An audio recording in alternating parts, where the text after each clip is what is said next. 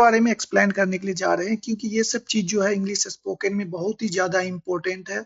अगर ये सब चीज सही से परफेक्ट वे में प्रैक्टिस नहीं है तो फिर बच्चे कभी भी इंग्लिश नहीं बोल सकते। अगर आप भी पढ़ रहे हैं, इंग्लिश स्पोकन क्लास कर रहे हैं, तो आप भी इंग्लिश नहीं बोल सकते, क्योंकि ये सब चीज जो है बहुत ही इंपॉर्टेंट है, सबसे ज्यादा यूज होता है। अगर आप किसी से बात करते हैं तो पहले यही सब बोलना होता है, उसके बाद फिर हम आगे जो सेंटेंस होता है उसको बोलते हैं। इसलिए हम ये सब चीज आप लोगों को पहले दे रहे हैं। अगर इसको सही से परफेक्ट वे में प्रैक्टिस कर लेते हैं तो आप कॉन्फिडेंस होकर किसी के सामने में बोल सकते हैं। आपको डर भी नहीं लगेगा, नहीं आपको पहले हिंदी सोचना पड़ेगा, फिर उसके बाद ट्रांसलेट करना होगा, उसके बाद फिर बोलना होगा। ये सब प्रॉब्लम सब खत्म हो जाएगा जिस तरीके से अभी हम बता रहे हैं, इसको अगर प्रैक्टिस कर लेते हैं तो चलते हैं हम अब बताने के लिए। सबसे ऊपर में दिया हुआ दे हैव है, दे डू नॉट हैव है, डू दे हैव है, डू दे नॉट हैव है। तो इस टाइप को आप किस तरह से प्रैक्टिस करें जिससे आपको परफेक्ट वे में और 100% आपको माइंड में आ जाए।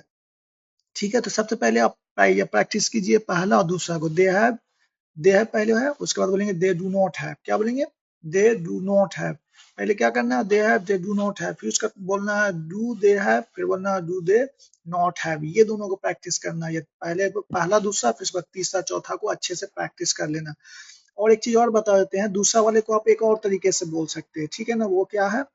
आप बोलिएगा दे डोंट हैव। क्या बोलेंगे?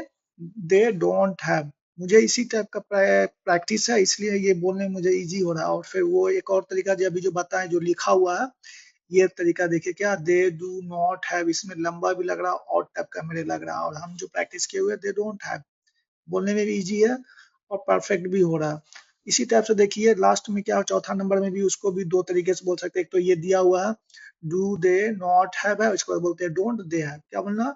Don't they have. इस टाइप से प्रैक्टिस कर लेना, इतना फास्ट कर लेना है कि जिससे आपको जब इंग्लिश बात कीजिएगा तो उस समय प्रॉब्लम्स नहीं होगा, क्योंकि उस समय आप स्लो में बात कीजिएगा। अभी फास्ट में कॉन्फिडेंस वगैरह परफेक्ट कंप्लीट किए रहिएगा तो आपको उस समय कभी प्रॉब्लम्स नहीं होगा। आप एकदम मस्ती में उस समय बात कर सकते हैं। और जितना अच्छे से ये होगा आपके लिए उतने ही इजी और परफेक्ट होगा। इसलिए हम ये सब चीज आप लोगों को पहले दे रहे हैं। और आज के लिए इतने, फिर मिलते हैं नेक्स्ट क्लास में।